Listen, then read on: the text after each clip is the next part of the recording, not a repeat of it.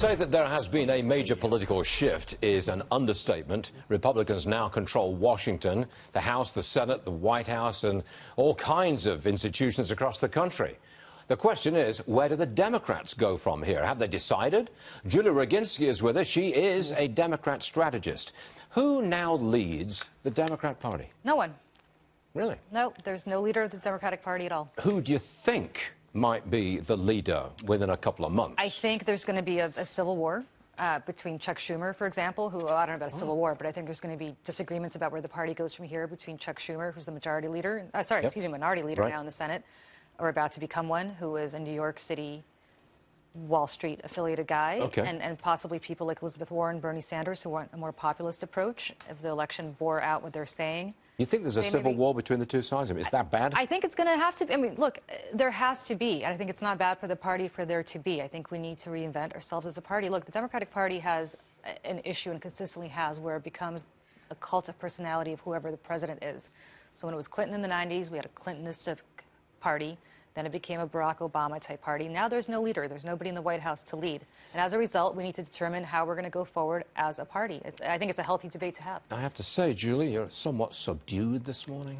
You know what? We threw a very nice bipartisan happy hour for a lot of our Fox colleagues yesterday, so I'm a little partied out. I missed it. You weren't invited. You missed it, but yeah. You know that Bernie Sanders says he's not above running in 4 years' time. You discount that entirely, right? He would be 79 years old. I don't discount. Donald Trump just got elected. I don't discount anything anymore. It's possible. But what he's speaking to is the power of the left within the Democrat Party. Yes. I would submit to you, now you can disagree with him if you like, if you lurch even further to the left, and I think President Obama took him down to the left, you go even further left, and you get wiped out. That's an opinion. Do you share it? I don't know that I share it. Let's see where Donald Trump goes. Look, Donald Trump is not a typical Republican either. You can't say he's a conservative in a lot of issues that conservatives find appealing. She's good. Ladies and gentlemen, Julie Roginsky is good. Within 30 seconds of a poignant question, she reverses it. Look at Trump. Listen, what I'm going to say to you is this. In 2004, I'm not saying it's terrible. I'm not saying it's terrible. I'm simply suggesting that there are Republicans who don't necessarily align with his views on things. But let me just say this. In 2004, Democrats got shellacked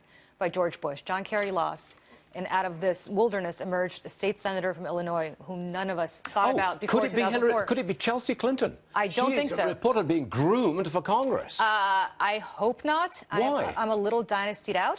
I think Chelsea Clinton needs to probably score some runs on the board herself and not be somebody's daughter before she runs for any kind of office. I understand she's up for Nita Lowey's seat potentially. I hope not. I want to leave it at this. Yes.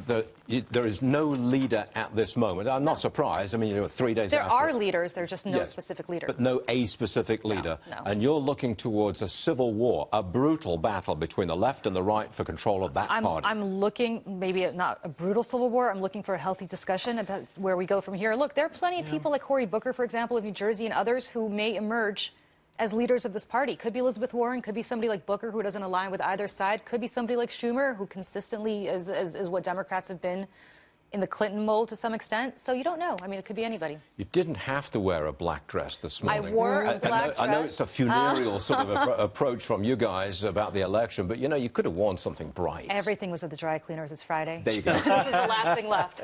Julie, look, thank you very much for being part of our election coverage. We appreciate it. I love being on your show. Thanks. Oh, wait a second. No. What? Yes. I've got more for you. Oh, I was just being gracious. Now you're going to make me go after you. Go ahead. You're not going off the hook yet. All right. Look at this picture.